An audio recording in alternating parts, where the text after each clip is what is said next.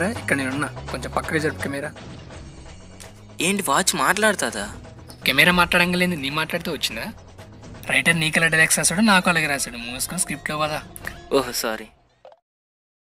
ఓయ్, నా వెనకాల రావద్దని నేను చెప్పానా? నేనే నీ వెనక రావట్లే, నువ్వే నా ముందెళ్తున్నావు.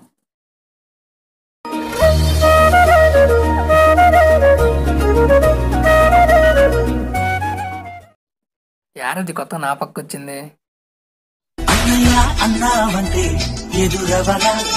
అరే ఎడిటర్, నువ్వు నాకు దొరికావా? సచ్చావే, అర్జెంట్ సాంగ్ మార్చ్.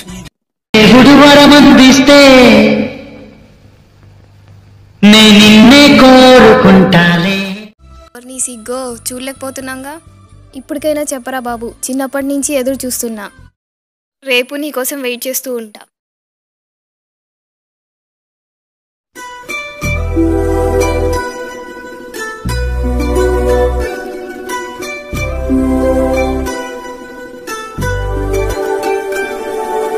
రేపైనా చెప్పరా బాబు, ఈ ఇష్టాన్ని లోపల దాచుకోలేకపోతున్నా. రేపు అసలు రాగానే నేనే చెప్పేస్తా.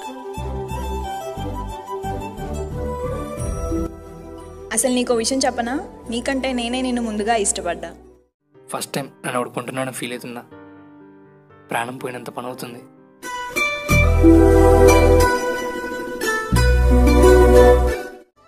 నిన్ను ప్రేమిస్తున్నానన్న విషయం ఎప్పటికైనా చెప్పకపోతే ఇక నువ్వు నాకు దూరం అయిపోతావు. హలో, ఎక్కడున్నావు? ట్రైన్ టైం అవుతుంది, త్వరగా రా. వస్తున్నా, ఒక 5 minutes.